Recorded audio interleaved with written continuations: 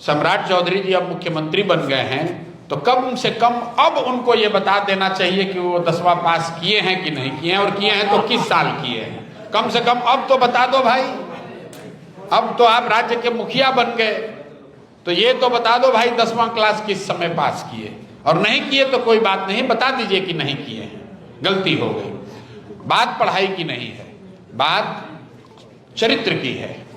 बहुत बड़े बड़े नेता हुए हैं, कामराज हैं, वो उनकी कोई स्कूली शिक्षा नहीं थी, लेकिन इस बात गलती फर्जी सर्टिफिकेट लगाना, ये दावा करना जो आप नहीं हैं वो गलत है। अगर आप कोई सिपाही का एग्जाम देंगे, उसमें अपने शिक्षा का कोई गलत प्रमाण पत्र लगा दें या दावा कर दें, आपको नौकरी से बर्खास्त कर दिया जाएगा। लेकिन इस राज्य का मुखिया वो कह रहा है हमने डिलीट किया है अमेरिका के किसी यूनिवर्सिटी से, लेकिन वो ये नहीं बताना चाहता है कि वो 10वीं पास कब किया। तो सब यहाँ बिहार के प्रकांड पढ़े लिखे विद्वान लोग हैं, वो तय कर लें, और बात उसकी नहीं है। खैर, अब 7वीं पढ़े हो 9 पढ़े हो, उन्होंने अपने एफिडेविट में जो लिखा वही बात प्रेस में चल रही है। अब उनको क्लियर करना चाहिए, नहीं भी करें तो अल्टीमेटली सरस्वती की कृपा आप पर अगर नहीं है तो कुछ भी दावा कर लीजिएगा, काम कीजिएगा तो दिखेगा ही। तो आप खुद ही बता रहे हैं कि शपथ ले रहे थे तो नहीं पढ़ पाए, अब हम जानते नहीं है पढ़ पाए या नहीं, लेकिन मुख्यमंत्री के तौर पर जब कार्य को संपादित करेंगे तो लोगों को समझ में आएगा कि कितनी विद्वता, कितनी समझदारी उनकी है, वो दिखेगा। अब तो उनको जिम्मेवारी मिली। ज्ञान की भूमि बिहार को ये चाल चरित्र चेहरा का दावा करने वाली भाजपा का पहला सौगात है।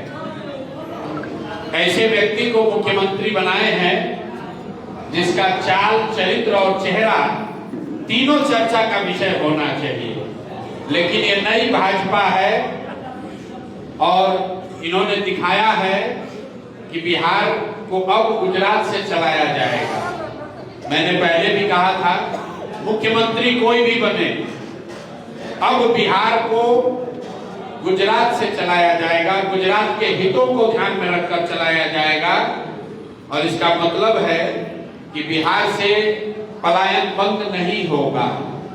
पलायन बंद इसलिए नहीं होगा कि अगर बिहार से 10-12 हजार रुपए में काम करने के लिए नौजवान लाखों की संख्या में नहीं उपलब्ध होंगे, तो 30 लाख से ज्यादा लोग गुजरात में मजदूरी करने के लिए मिलेगा कहां से।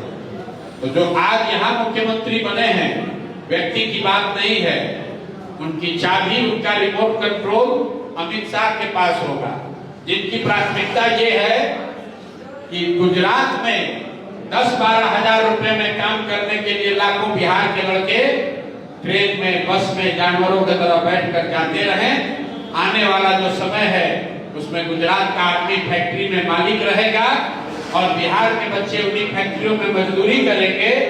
इसका दोष किसी नेता और दल को नहीं है, इसके लिए हम और आप दोषी हैं, क्योंकि हम लोग मोदी जी का भाषण सुन के वोट दिए हैं, हिंदू मुसलमान बनकर वोट दिए हैं, जातियों में बढ़कर वोट दिए हैं, 10,000 रुपए के लालच में वोट दिए हैं। तब उसका खामियाजा भी हम ही को और हमारे बच्चों को भुगतना पड़ेगा।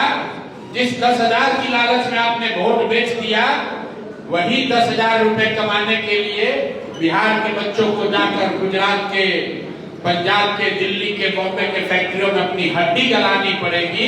ये दुर्भाग्य है, लेकिन गलती हुई है तो भुगतना तो पड़ेगा ही। यही बात आपको आज बताने आए हैं।